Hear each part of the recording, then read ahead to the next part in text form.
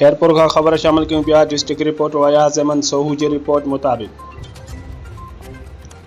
खैरपुर के वापारी Kalimullah Sheikh press conference कंदे चयो त इलाइक़े के बाअसर वकील अदील मेमन बिना जवाज़ ब्लैकमेल करे तंग करे रहियो आहे।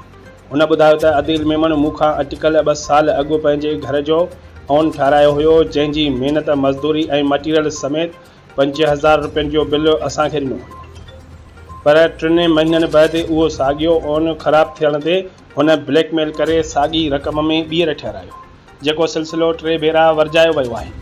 कलीम शेख चयो त वकील अदील मेमन असांखे बिना जवाज़ कूड़नि केसनि में फासाइण, क़त्ल कराइण, मुंहिंजी ज़ाल ऐं ॿारनि खे अगवा कराइण जूं धमकियूं ॾेई रहियो आहे, जंहिं करे ख़ानदान समेत परेशान आहियूं।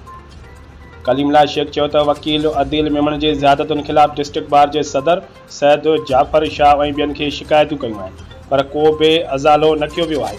उल्टो बार में वकीलनि जे साम्हूं बि अदील मेमन धमकाईंदो रहियो।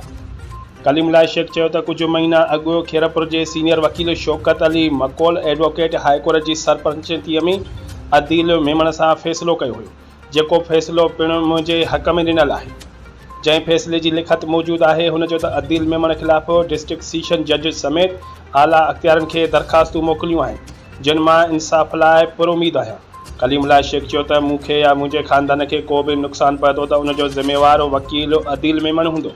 हुन मुतालबो कयो त मामले जो नोटिस वठी बाअसर वकील अदील मेमन जे ज़ियादतुनि ख़िलाफ़ क़ानूनी कार्रवाई करे तहफ़्फ़ुज़ फराहम कयो।